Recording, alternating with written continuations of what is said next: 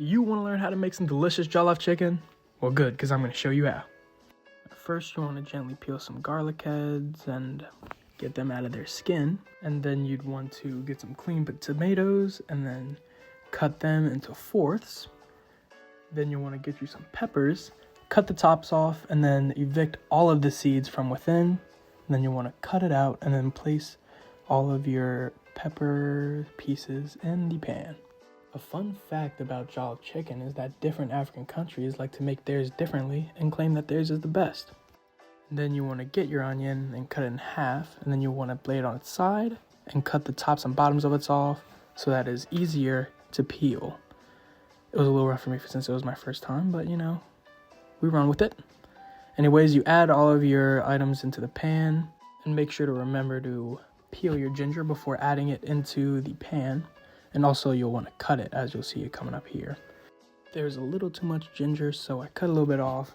And then you want to just dice it up a little bit and then toss it into the pan. And make sure you don't get any of that pepper juice on you, or else it'll stick and you'll smell. Then you'll want to add some oil into the pan, and you'll want to cook it until the tomatoes get soft. And then once that happens, you put it into a blender and have some chicken broth in there. Then you'll blend it until it's pureed.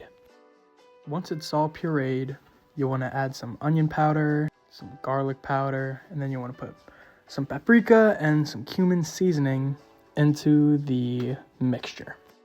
As I show you what that process looks like, I will tell you about some of the lore behind jollof chicken and jollof seasoning, I suppose.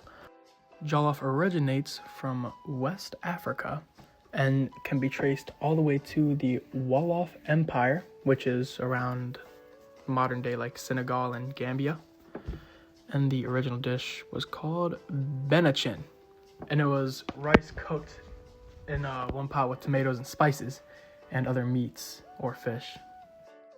Now, carrying on with the cooking video, we put our chicken into that mixture, and then once we get everything in there, we'll want to mix everything around until every piece of chicken gets nice and coated with the sauce.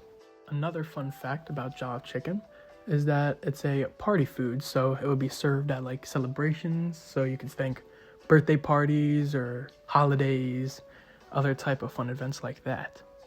Then once you have your chicken evenly coated in the sauce, you want to put it on a air frying rack and put it in an air fryer for about 22 minutes at 375 degrees.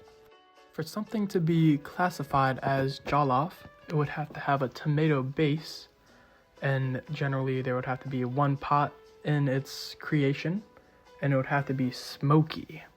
And with that smoked paprika that we put in there, we achieved the smoky part. And then once you put all of your chicken in the air fryer, you'll want to periodically look into it and check how it is. And for me, I had to flip it halfway through. And I had to keep it in for a little longer so that the thicker piece of chicken could achieve the 185 degree temperature. That signifies the chicken is cooked. Here are the results. It's hot. It's hot? Yeah, okay. It's interesting. Very good. All right, cool. Are you gonna try it, Blake? Yeah, of course I'm gonna try it. How was it, Dad? It's good. Nice. Overall, I had a really good time making this meal with my mom. She graciously helped me out, and I'm happy that my parents liked it. Luckily, we are an ingredients household, so we had everything on standby. This was a great project, and I would absolutely do it again.